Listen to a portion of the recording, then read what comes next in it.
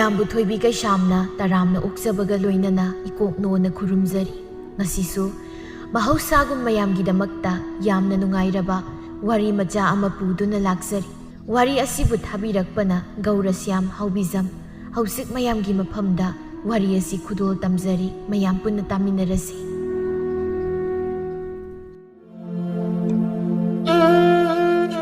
이마기 말렘, 낭부 그라마이는 낭나시기. 하, 낭 아이나 하이베시 수기야 야로이 하이브로. 낭나 둠나 떠오르버디 미기 마사시야. 그라마이는 юм스 레이가니. 하, 이마나 떠오리시야. 낭이 야이 파나나버니네. 그리노, 이마는 아이기 야이 파나버니 하리시.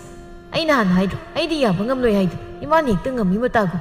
예, ngammi matagum tawbana tenya napaga ibani ne khanaraga masina pharani khandana tawkhibani ne thokhradi thokre sibu kaidogi ha masak mataw haira wate dagi maral mathum haira mingondagi taba nate sida nangna yaningjisi karigino haibanida aina haisini nangnya imauda matung manau adumaina tawganu ko ima masune ikai khangmandraba haiduniko isa hana khangnabasu natabada mana yani haidra yarakliba masu ai ngaktaba ngamde ai dais ai mabu nusibu sungam ngamloi ko ima hai kaino nangna haido mi ta khini nya imauna taraga kari khankini ha asum nainari kanda ayingbi sapuduna thoklai ima baba chasi de leire sakhina tham malemgi supi yar ai sa khangde ai gi sak suha ko nuko ai thabam da jaluki ge ma si hairam laga malem chatkre sakhina onthokpage ngangni da ko mase karmai na ngangna du no khangdre ne tawrise ima ge yingbi nang karim ta khanganu ko nongmudi gyan tajarakhi ayingbi thamoi dadi nungai tab phawi aduga maithong dana nokfe tawraga ima ai kai su khande da si hairam laga ayingbi imung de sangkhre manina mama ai khoina isagi ni haidana phana ba haidana tawruri base ꯐꯠꯇꯅꯕ ꯑꯣꯏꯅ ꯊꯣꯛꯂꯦꯅꯦ ꯇꯧꯔꯤꯁꯦ ꯑꯁꯨꯛ ꯐꯕꯤ ꯏꯪ ꯇꯞꯈ꯭ꯔꯦ ꯍꯧꯅ ꯂꯣꯟꯆꯠ ꯈꯪꯕꯤ ꯅꯨꯄꯤꯁꯤꯕꯨ ꯃꯥꯅ ꯄꯥꯝꯗ꯭ꯔꯤꯁꯤ ꯀꯔꯤꯒꯤꯅꯣ ꯈꯪꯗ꯭ꯔꯦꯅꯦ ꯅꯨꯄꯥ ꯑꯩꯒꯤ ꯏꯃꯧꯁꯤꯗꯒꯤ ꯍꯦꯟꯅ ꯐꯕꯤ ꯑꯃ ꯃꯩ ꯆꯝꯅ ꯊꯤꯔꯁꯨ ꯐꯪꯂꯔꯣꯏ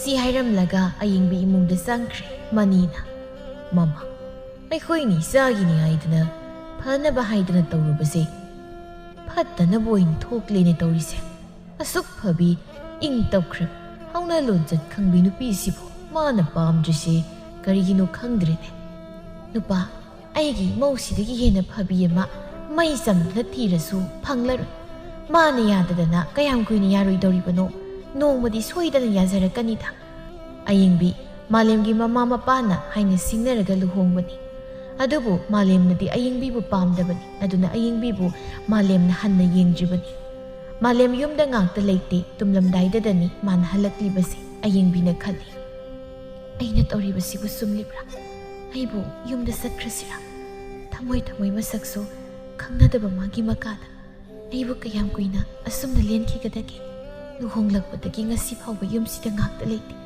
wa ma haibagi tanza su phangde hairarasu mangsauda saw hairakanu nganglakanu hekta hai imai pagi yathang inmana imai pagi laman sing mani khaluba ise asidi meri lakta punsise lenba taramale asumna ayingbi mamitagi pirang sinthana lenjai sakhina ayingbiya nangbu kaidaurage ha chak thonglabro nangbo ayingbi tuminna mabidu taithoklaga kaisu tawdaba saduna ima kaisu tawdeda sum phamlamani chak thongge khalamani ha karin sang thongba tare khangde imana saningbा mathongge ima kari saninge imagidi yaida imongna thongingbado hek thong nati nangbu wakhal inong nungaitaba malida kari su khalunu da imosidi ima lerisidi ima ai kaisu khandeda imana pangkhan khan boiramgani malem wakhal nungaitabadagi mamana basinga hidak thaklami malemna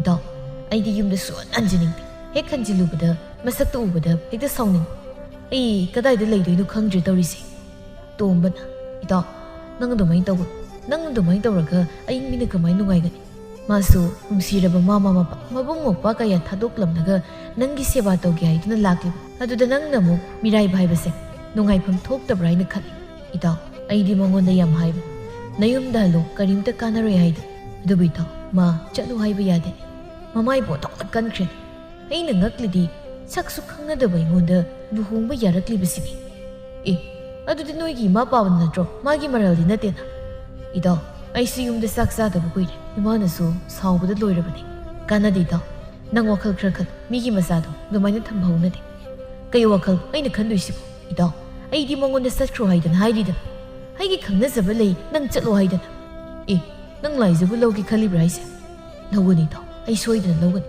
ꯑꯩ ꯑꯌꯤꯡꯕꯤꯒ ꯂꯩꯃꯤꯟꯅꯕ ꯁꯨꯡꯉꯝ ꯉꯝꯃꯣꯏ ꯐꯔꯦ ꯏꯇꯥꯎ ꯑꯩ ꯆꯠꯂꯒꯦ ꯅꯪ ꯉꯥꯎꯁꯨ ꯉꯥꯎꯔꯦ ꯑꯁꯨꯝꯅ ꯃꯥꯂꯦꯝ ꯍꯤꯗꯥꯛ ꯉꯥꯎꯔꯒ ꯆꯠꯈ꯭ꯔꯦ ꯃꯥꯂꯦꯝ ꯃꯃꯥꯟꯅꯕꯁꯤꯡꯅ ꯊꯦꯝꯂꯕꯁꯨ ꯀꯔꯤꯝꯇ ꯀꯥꯟꯅꯗ꯭ꯔꯦ ꯅꯨꯃꯤꯗꯥꯡꯒꯤ ꯃꯇꯝꯅꯤ ꯑꯌꯤꯡꯕꯤꯅ ꯆꯥꯛ ꯆꯥꯗꯈꯩ ꯃꯥꯂꯦꯝꯕꯨ ꯉꯥꯏꯔꯝꯃꯤ ꯑꯗꯨꯕꯨ ꯃꯥꯂꯦꯝ ꯍꯤꯗꯥꯛ ꯉꯥꯎꯔꯒ ꯂꯥꯛꯏ ꯑꯣ ꯑꯍꯟꯗꯤ ꯍꯟꯕꯤꯔꯛꯂꯦꯗꯅ ꯑꯩ ꯆꯥꯛ ꯆꯥꯗ꯭ꯔꯤ ꯅꯪ ꯉꯥꯏꯔꯤꯕꯅꯤ ꯑꯩꯕꯨ ꯀꯅꯥꯅ ꯉꯥꯏꯕꯤꯌꯨ ꯍꯥꯏꯒꯦ ꯅꯪꯅ ꯑꯩ ꯉꯥꯏꯕꯒꯤ ꯀꯔꯤ ꯃꯊꯧ ꯇꯥꯒꯦ ꯑꯩꯗꯤ ꯆꯥꯛ ꯆꯥꯔꯣꯏ ꯍꯥꯏꯗꯅ ꯅꯉꯣꯟꯗ ꯍꯥꯟꯅ ꯍꯥꯏꯈ꯭ꯔꯕ ꯅꯠꯇ꯭ꯔꯣ ꯑꯗꯨꯃꯥꯏꯅ ꯍꯥꯏꯕꯤꯒꯅꯨ ꯑꯩꯁꯦ ꯅꯪꯒꯤ ꯂꯣꯏꯅꯕꯤꯅꯤ ꯂꯣꯏꯅꯕꯤ ꯑꯩꯅ ꯊꯣꯡꯕ ꯆꯥꯛ ꯆꯥꯗ꯭ꯔꯒ ꯀꯅꯥꯅ ꯊꯣꯡꯕ ꯆꯥꯛ ꯆꯥꯔꯨꯒꯦ ꯍꯥꯏꯕꯅꯣ ꯃꯗꯨ ꯅꯪꯒꯤ ꯅꯊꯧ ꯅꯠꯇꯦꯀꯣ ꯃꯗꯨꯗ ꯅꯪꯅ ꯄꯥꯟꯅꯕꯤꯌꯨ ꯍꯥꯏꯒꯦ ꯑꯩꯅ ꯆꯥꯅꯤꯡꯕ ꯃꯐꯝꯗ ꯆꯥꯅꯤ ꯑꯩꯒꯤ ꯀꯔꯤ ꯏꯔꯥ ꯂꯩꯕꯒꯤꯅꯤ ꯅꯪꯅ ꯑꯩꯅ ꯊꯣꯡꯕ ꯆꯥꯛ ꯆꯥꯔꯣꯏ ꯍꯥꯏꯔꯤꯁꯦ ꯑꯩ ꯀꯩꯁꯨ ꯅꯪꯕꯨ ꯁꯤꯅꯕ ꯍꯨ ꯍꯥꯞꯄꯤ ꯑꯩꯁꯨ ꯃꯤꯅꯤ ꯀꯅꯥꯅ ꯀꯔꯤ ꯈꯜꯂꯤ ꯍꯥꯏꯕ ꯑꯩꯁꯨ ꯂꯣꯏꯅ ꯈꯪꯉꯤ ꯈꯪꯂꯗꯤ ꯀꯔꯤꯒꯤ ꯍꯧꯖꯤꯛꯐꯥꯎ ꯃꯐꯝꯁꯤ ꯂꯩꯔꯤꯕ ꯑꯩꯅ ꯃꯐꯝꯁꯦ ꯂꯥꯛꯂꯤꯕꯁꯦ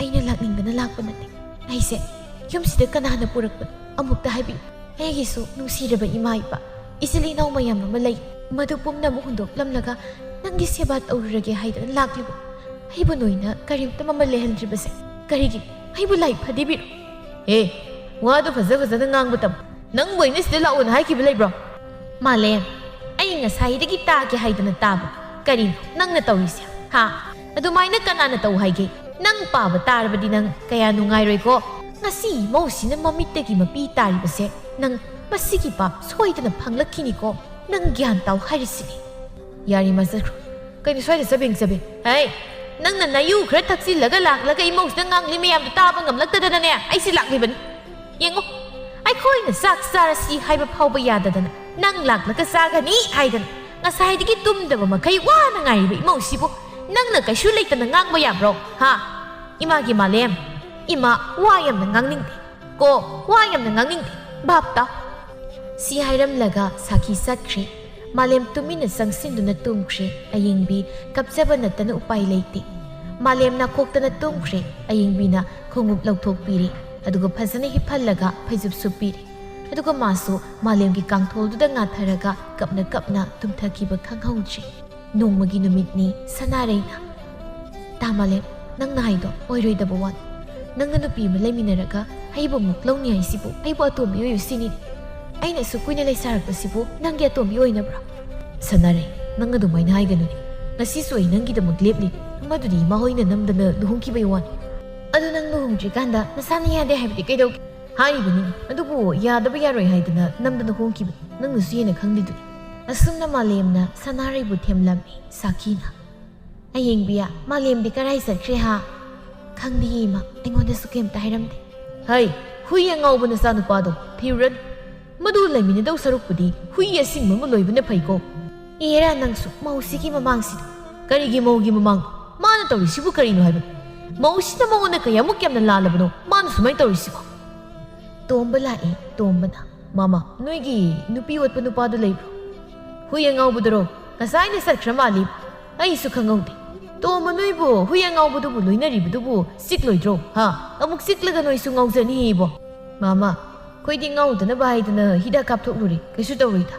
Tomba, nuy na sukara wari saw niya masya, ngang na ba yang way niya. Ini hoy na ngang na ba tok yam na wari do na di, ay koy na hay ba di, kamay toro mo ni kaloy ni. Tomba, खरा संगसिलक्लगा loan हाइरे मसे सनारेदु लौनी हाइने कोइना तौगनु हाइबसु लौदे मामा आय मुसलगे हाय हुयंग आउदु थेंगनरबदी मागी साक थारि सारो लाउ हाइदना खरा हायुको सिबु वानिना मी तारगा फसबा तौ ये मामा नंगसि नुंगाइ खिद्रेदा आइना हाइसिना मतिक सारबनी इसा मतोमतनि हाइदना कोइना नुंसि मालेम काइना कौबदु हौजिकति कौबा याद्रे हुयंग आउबा हाइदना कौबा तारे लाइसिना Sanare, nang buta malemda lahi khalibro. Ha, nati atomi haiba mingtholdo nang tandabro. Sanare, matamgi yak lawbi nupi ni. ꯀꯩꯒꯤ ꯑꯇꯣꯝꯕꯤ ꯑꯣꯏꯗꯣꯏꯕ ꯍꯥ ꯑꯩꯅ ꯃꯗꯣ ꯂꯨꯁꯝꯗꯣ ꯄꯥꯏꯔꯒ ꯏꯟꯈꯤꯗꯣꯏꯅꯤ ꯑꯗꯨꯒ ꯑꯩꯅ ꯌꯨꯝꯗꯨꯒꯤ ꯃꯄꯨ ꯈꯪꯉꯕ ꯀꯩꯁꯨ ꯂꯩꯇꯕꯤ ꯃꯥꯅ ꯃꯔꯝ ꯑꯣꯏꯔꯒ ꯑꯩꯁꯦ ꯃꯊꯥ ꯁꯥꯂꯦ ꯀꯩꯅꯣ ꯅꯪꯗꯤ ꯌꯥꯝ ꯉꯝꯃꯤꯅ ꯉꯝꯕ ꯉꯝꯒꯗ꯭ꯔꯣ ꯀꯔꯤꯒꯤ ꯉꯝꯃꯣꯏꯗꯣꯔꯤꯕ ꯍꯥ ꯑꯩꯁꯦ ꯁꯅꯥꯔꯩꯅꯤ ꯁꯅꯥꯔꯩ ꯑꯩꯅ ꯀꯌꯥꯝ ꯉꯝꯒꯦ ꯍꯥꯏꯕꯗꯣ ꯃꯤꯅ ꯇꯟꯅꯔꯤꯕ ꯇꯤꯜꯂꯥꯏ ꯈꯨꯝꯕꯤ ꯐꯥꯎꯕ ꯁꯅꯥꯔꯩ ꯃꯅꯥ ꯅꯩꯈꯥꯏꯔꯒ ꯇꯩꯕꯗ ꯇꯤꯜꯂꯥꯏ ꯈꯨꯝꯕꯤꯒ ꯆꯦꯜꯂꯤꯗꯨꯅꯤ ꯇꯨ ꯇꯥꯃꯥꯂꯦꯝ ꯂꯥꯛꯑꯦ ꯀꯗꯥꯏ ꯑꯣ ꯉꯁꯤꯗꯤ ꯈꯪꯅꯤꯗꯅ ꯅꯪ ꯃꯔꯤꯜꯗꯤ ꯂꯩꯇ꯭ꯔꯒ ꯁ꯭ꯋꯥꯏꯗ ꯅꯨꯄꯤꯗꯧꯅ ꯃꯁꯤꯗ ꯄꯩꯇꯥ ꯁꯤꯟꯅꯗꯅ ꯇꯧꯔꯗꯕꯅꯤ ꯃꯥꯂꯦꯝꯅ ꯅꯣꯏ ꯑꯅꯤꯕꯨ ꯀꯩꯗꯧꯔꯝꯃꯤꯅꯣ ꯅꯠꯇꯦ ꯅꯪꯕꯨ ꯅꯪꯒꯤ ꯅꯨꯄꯤꯗꯣ ꯇꯥꯟꯊꯣꯛꯈ꯭ꯔꯅꯤ ꯍꯥꯏꯗꯥꯏꯅꯦ ꯍꯥ ꯍꯧꯖꯤꯛ ꯐꯥꯎꯕ ꯇꯥꯟꯗ꯭ꯔꯤꯕꯣ ꯅꯪꯅ ꯉꯝꯂꯣꯏꯗꯧꯕ ꯂꯩꯔꯕꯗꯤ ꯑꯩꯁꯨ ꯅꯨꯄꯥ ꯑꯇꯣꯞꯄ ꯑꯃ ꯌꯦꯡꯖꯈ꯭ꯔꯒꯦ ꯁꯅꯥꯔꯩ ꯅꯪꯅ ꯃꯔꯣꯜ ꯑꯃ ꯏꯃꯥ ꯍꯣꯏꯅ ꯃꯔꯣꯜ ꯑꯃ ꯑꯩ ꯒ꯭ꯌꯥꯟ ꯇꯥꯔꯛꯇ꯭ꯔꯦꯀꯣ ꯑꯣ ꯅꯪꯒꯤꯁꯦ ꯏꯃꯥ ꯀꯤꯕꯒꯤ ꯋꯥꯅꯤꯅꯦ ꯍꯥ ꯏꯃꯥ ꯀꯤꯔꯒꯅ ꯅꯨꯄꯤꯗꯨꯒ ꯑꯗꯨꯝ ꯂꯩꯃꯤꯟꯅꯔꯣ ꯀꯩꯅꯣ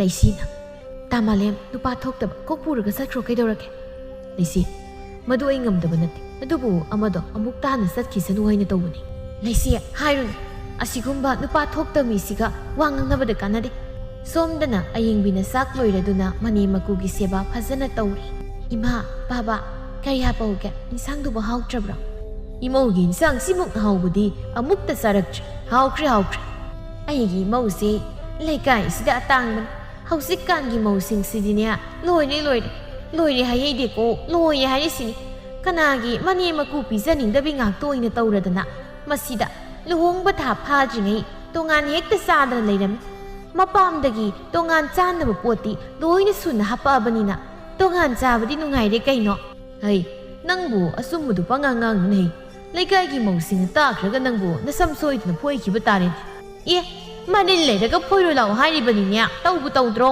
ꯃꯁꯤꯗ ꯃꯁꯝꯅ ꯂꯨꯈꯝꯗ ꯀꯛꯂꯅꯤ ꯑꯗꯨꯗ ꯐꯤ ꯊꯨꯡꯕꯣꯏ ꯊꯨꯡꯗꯕꯣꯏ ꯑꯃ ꯏꯟꯕꯣꯏ ꯌꯥꯟꯕꯣꯏ ꯇꯧꯔꯅꯤ ꯍꯥ ꯑꯗꯨꯒ ꯂꯝꯕꯤꯁꯤꯗ ꯍꯥꯏ ꯍꯨꯝꯗꯅ ꯆꯠꯂꯤꯕ ꯑꯗꯨꯒ ꯃꯆꯤꯟꯗꯁꯨ ꯀ꯭ꯋꯥ ꯃꯇꯞ ꯑꯃ ꯄꯩꯁꯤꯜꯂꯦꯔꯒ ꯍꯧꯖꯤꯛꯀꯥꯟꯗꯤꯅꯦ ꯃꯧꯅ ꯀ꯭ꯋꯥ ꯎꯝꯗ꯭ꯔꯕꯗꯤ ꯐꯖꯗ꯭ꯔꯦ ꯔꯥꯁꯤ ꯂꯩꯇ꯭ꯔꯦ ꯃꯇꯩ ꯂꯩ ꯈꯪꯗꯦ ꯂꯩꯇꯦ ꯈꯪꯗꯦ ꯃꯁꯤꯗꯩꯁꯤꯗ ꯍꯨꯠ ꯍꯥ ꯆꯠꯂꯤꯕ ꯑꯩꯗꯤ ꯃꯤꯠꯁꯤ ꯅꯥꯈ꯭ꯔꯖꯥꯠꯅꯤ ꯅꯪꯒꯤꯗꯣ ꯑꯃ ꯋꯥꯠꯂꯤꯅꯦ ꯃꯣꯏꯅ ꯃꯤꯒꯤ ꯏꯃꯨꯡꯗ ꯂꯥꯛꯂꯒ ꯃꯤꯒꯤ ꯅꯨꯡꯁꯤ ꯆꯥꯟꯅꯅ ꯂꯩꯖꯔꯤꯕ ꯏꯃꯨꯡꯗꯣ ꯑꯣꯠꯈꯥꯏꯕ ꯊꯨꯒꯥꯏꯕ ꯅꯨꯡꯁꯤꯅꯍꯟꯗꯕꯗꯨꯗꯤ ꯌꯥꯎꯗꯦꯅꯦ ꯅꯪꯅ ꯍꯥꯏꯔꯤꯗꯨꯗ ꯀꯥꯏꯗꯒꯤ ꯑꯃꯠꯇ ꯅꯠꯇꯦ ꯋꯥꯠꯂꯤꯁꯦ ꯌꯥꯝ ꯂꯩꯈ꯭ꯔꯖꯥꯠꯅꯤ ꯍꯥꯏꯕꯗ ꯂꯣꯏꯕ नायꯔꯔꯣꯏꯗꯕꯅꯤ ꯏꯃꯨꯡꯗ ꯆꯥꯛꯈꯨꯝ ꯃꯤꯔꯥꯡ ꯊꯥꯡꯕꯗꯤ ꯈꯪꯗꯦ ꯑꯗꯨꯒ ꯀ꯭ꯋꯥ ꯎꯝꯕꯗꯤ ꯇꯣꯛꯄ ꯌꯥꯗꯦ ꯃꯧ ꯌꯥꯝ ꯂꯩ ꯍꯥꯏꯗꯨꯅ ꯀꯥꯟꯅꯗꯦ ꯃꯧ ꯃꯣꯏꯅ ꯃꯁꯤꯗ ꯄꯤꯁꯨꯝ ꯐꯣꯏꯗꯅ ꯑꯗꯒꯤ ꯆꯤꯟꯕꯥꯟ ꯉꯥꯡꯁꯪ ꯉꯥꯡꯈꯩ ꯁꯪꯂꯗꯅ ꯍꯥꯏꯗꯨꯅ ꯀꯥꯟꯅꯗꯦ ꯑꯗꯨꯕꯨꯅꯦ ꯏꯃꯥꯒꯤ ꯑꯌꯤꯡꯕꯤ ꯅꯪꯅꯦ ꯏꯃꯥꯅ ꯍꯥꯏꯔꯤꯁꯤ ꯅꯪ ꯇꯥꯔꯦꯗꯅ ꯅꯪꯗꯤꯅꯦ ꯇꯧꯕ ꯌꯥꯔꯣꯏꯀꯣ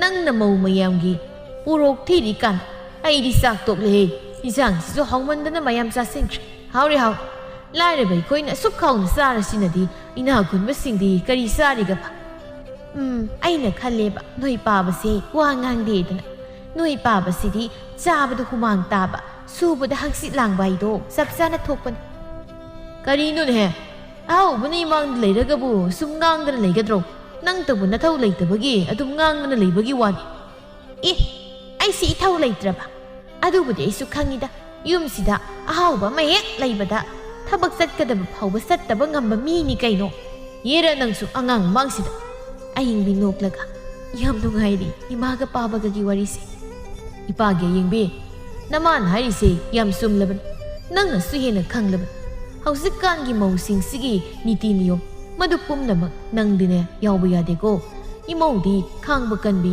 ꯃꯤꯅꯨꯡꯁꯤ ꯂꯩꯕꯤ ꯊꯛꯁꯤ ꯈꯥꯁꯤ ꯅꯥꯏꯅ ꯆꯠꯄꯤ ꯅꯨꯄꯤ ꯑꯣꯏꯒꯗꯕꯅꯤ ꯕꯥꯕꯥ ꯅꯃꯧ ꯚꯥꯞ ꯇꯥꯖꯩ ꯑꯩ ꯑꯗꯨꯒꯨꯝꯕ ꯃꯧꯗꯣ ꯑꯣꯏꯖꯔꯣꯏ ꯄꯥꯝꯁꯨ ꯄꯥꯝꯗꯦ ꯑꯩꯒꯤ ꯄꯨꯟꯁꯤꯅ ꯂꯩꯔꯤꯉꯩꯗꯤ ꯏꯃꯥ ꯄꯥꯕꯒꯤ ꯁꯦꯕꯥ ꯃꯇꯣꯂꯣꯝꯅ ꯇꯧꯒꯦ ꯍꯥꯏꯅ ꯈꯜꯂꯤꯕꯅꯤ ꯅꯃꯧꯅ ꯂꯥꯟꯈꯤꯕ ꯀꯌꯥ ꯌꯥꯎꯔꯕꯁꯨ ꯏꯃꯥ ꯄꯥꯕꯅ ꯑꯄꯪꯕꯤꯅꯤ ꯈꯟꯅ ꯉꯥꯛꯄꯤꯌꯨ ꯈꯪꯗꯥꯏꯗ ꯇꯥꯛꯄꯤꯌꯨ ꯏꯃꯧꯗꯤ ꯑꯩꯅ ꯍꯥꯟꯅꯗꯒꯤ ꯃꯨꯟꯅ ꯈꯪꯉꯤꯗ ꯑꯗꯨꯅꯕꯨ ꯏꯃꯥꯅ ꯏꯃꯧ ꯑꯣꯏꯖꯒꯦ ꯍꯥꯏꯗꯅ ꯀꯟꯅ ꯍꯥꯏꯖꯔꯒ ꯅꯪꯕꯨ ꯏꯃꯧ ꯑꯣꯏꯅ ꯐꯪꯖꯔꯤꯕꯅꯤ ꯏꯃꯧꯗꯤ ꯏꯪꯕꯗꯒꯤ ꯏꯪꯕ ꯑꯌꯤꯡꯕꯤꯅꯤ ꯏꯃꯧꯒꯨꯝꯕꯤ ꯑꯃꯠꯇ ꯂꯩꯀꯥꯏꯁꯤꯗ ꯂꯩꯇꯦ ꯑꯁꯨꯝꯅ ꯍꯥꯏꯅꯔꯤꯉꯩ ꯇꯥꯟꯖꯥꯁꯤꯗ ꯃꯥꯂꯦꯝ ꯂꯥꯛꯏ ꯏꯃꯨꯡꯗ ꯆꯪꯈꯤꯒꯦ ꯇꯧ ꯁꯥꯈꯤꯅ ꯍꯥꯏ ꯉꯥꯏꯈꯣ ꯅꯪꯒꯤ ꯆꯥꯛꯇꯣ ꯁꯤꯗ ꯆꯥꯁꯤ ꯂꯥꯛꯑꯣ ꯅꯪ ꯁꯤꯗ ꯂꯩꯔꯣ ꯑꯌꯤꯡꯕꯤꯅ ꯆꯥꯛꯇꯣ ꯄꯨꯊꯣꯛꯆꯔꯛꯂꯅꯤ ꯏꯃꯩ ꯆꯥꯛ ꯆꯥꯅꯤꯡꯗꯦ ꯀꯣꯟꯅ ꯆꯥꯔꯒꯦ ꯍꯥꯏ ꯌꯥꯔꯣꯏ ꯆꯥꯅꯤꯡꯗꯕꯒ ꯉꯁꯤꯗꯤꯅꯦ ꯏꯃꯥꯒ ꯄꯨꯟꯅ ꯆꯥꯃꯤꯟꯅꯒꯗꯕꯅꯤ ꯀꯨꯏꯔꯦ Ima isa sak saminandaba ayingbi chal magi sakto purosida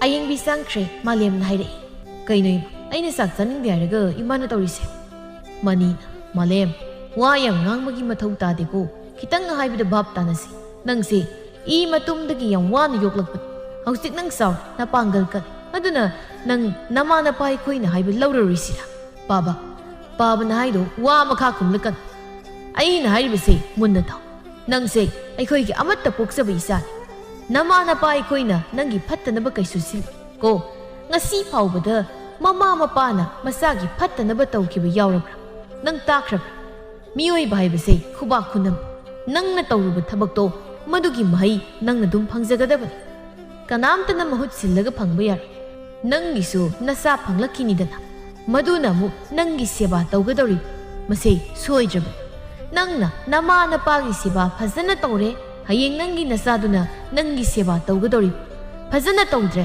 nasaduna phajana tawroidori mase lai wayel soiba yadra nang hojik nasan nasagi aphapata khanglaw matam aduna wa yamna ngangnabagi mathau tadeko asumna manina malemda phaba pauta kaya ma pirabasu malem mabukningda karimta sangdi asumna haire aisu khangi ba ainu pangang dangang si hairamnaga malem adum sangkhri ayingbina purakli basakto adum sakhichre oh aina ngasai tagi ngangli basidi nungda ising haibaga sa manaraba si yoradi aisu khangdre mama ayingbi kairap tawi sakina ayingbi kaire khangladuna ayingbi chal horen mana sading leba kando ina pizaro ko asumna matam khara haukhre ayingbi wakhal nungaina lenba haibadu madi oiramde matomta nongma mama mapabu sonduna kapsai ma baba noina isibu mairi langsin bi ibasibu karigi I khang mayam no ngare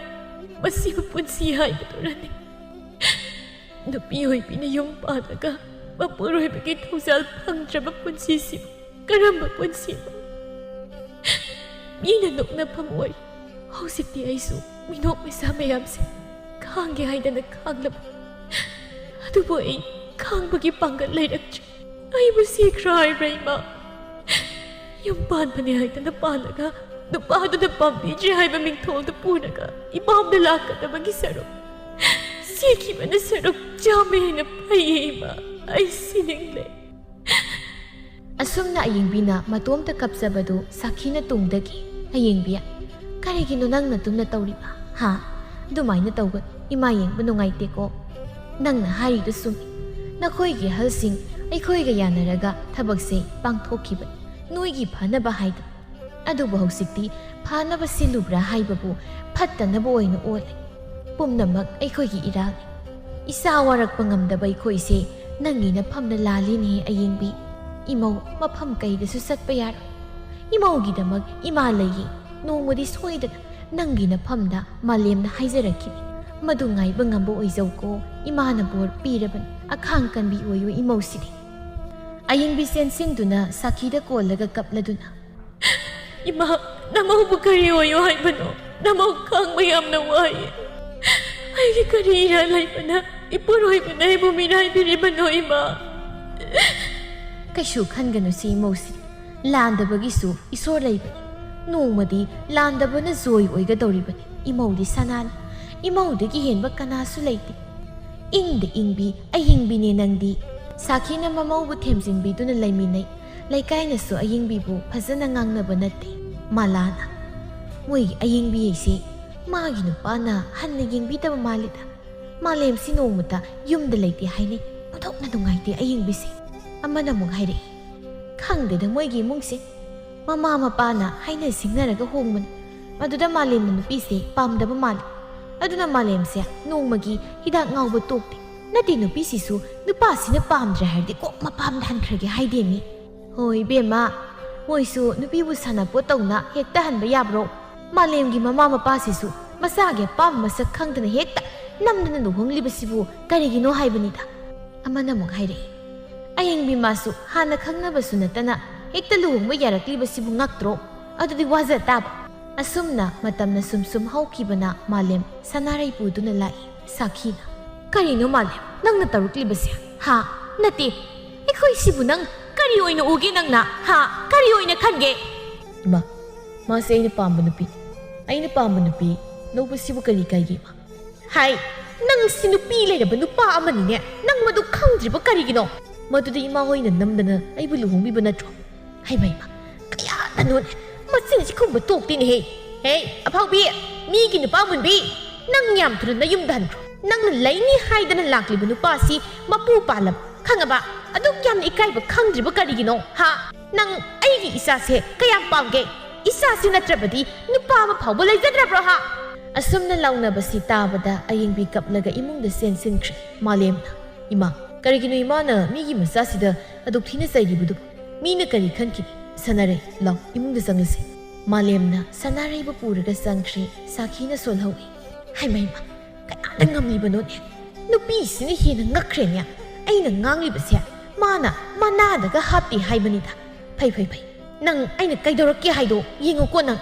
ꯃꯥꯂꯦꯝꯒ ꯁꯅꯥꯔꯩꯒ ꯋꯥꯔꯤ ꯁꯥꯟꯅꯔꯝꯃꯤ. ꯑꯩꯅ ꯍꯥꯏꯗ꯭ꯔꯣ ꯅꯣꯏ ꯃꯥꯅ ꯀꯩꯁꯨ ꯌꯥꯔꯣꯏ ꯍꯥꯏꯗꯅ.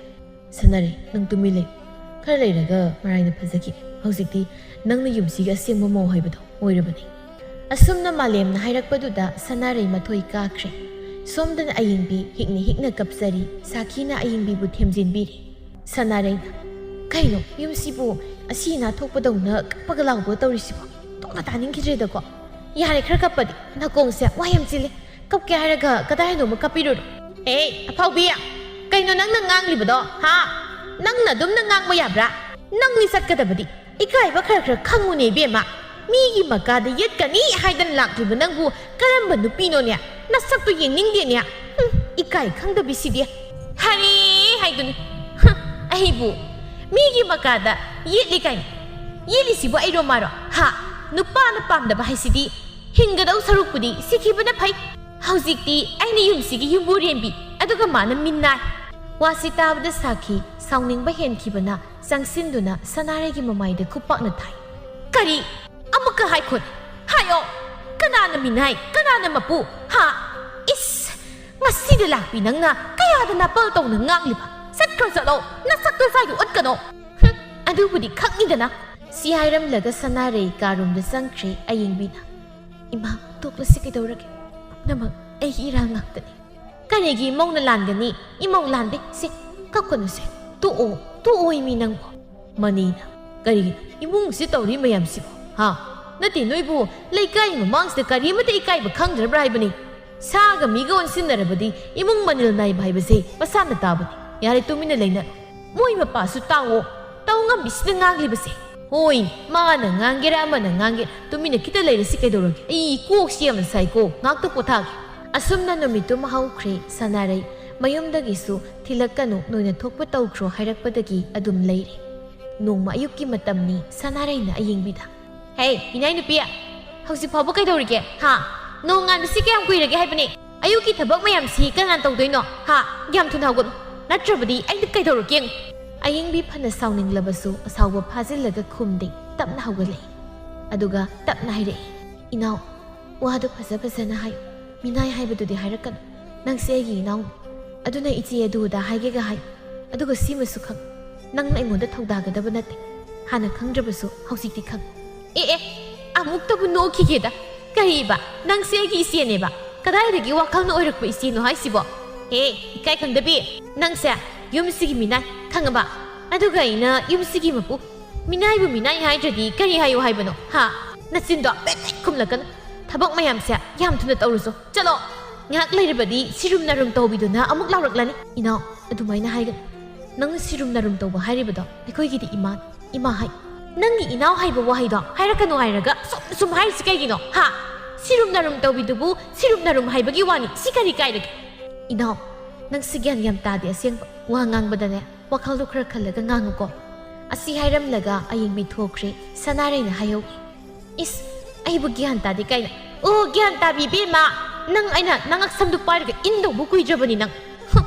ꯑꯌꯤꯡꯕꯤ ꯋꯥꯈꯜꯅ ꯃꯁꯥꯗꯣ ꯊꯕꯛ ꯑꯃꯠꯇ ꯐꯖꯅ ꯄꯥꯡꯊꯣꯛꯄ ꯉꯝꯗ꯭ꯔꯦ. ꯁꯨꯃꯥꯡꯗ ꯋꯥꯏ ꯇꯩꯔꯤꯕꯗꯣ ꯑꯃꯨꯛ ꯇꯩ ꯑꯃꯨꯛ ꯂꯦꯞ ꯇꯧꯗꯨꯅ ꯂꯩꯕꯗꯣ ꯎꯕꯗ ꯁꯅꯥꯔꯩꯅ ꯂꯥꯛꯂꯒ, ꯀꯩꯅꯣ? ꯋꯥꯏ ꯃꯆꯦꯠ ꯑꯃꯈꯛ ꯇꯩꯕꯕꯨ ꯑꯗꯨꯛ ꯀꯨꯏꯅ ꯆꯪꯂꯗꯤ ꯀꯃꯥꯏꯅ ꯇꯧꯗꯣꯏꯕ? ꯑꯣꯏꯔꯣꯏꯌꯦ, ꯑꯩꯅ ꯈꯪꯂꯕꯅꯤ, ꯑꯣꯏꯔꯣꯏꯕ.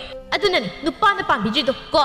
ꯊꯕꯛ ꯑꯃ ꯇꯧꯕꯗ ꯃꯁꯤꯗ ꯃꯥꯗꯅ ꯂꯩ ꯍꯥꯏꯕ. ꯌꯥꯝ ꯊꯨꯅ ꯂꯣꯏꯁꯤꯜꯂꯣ.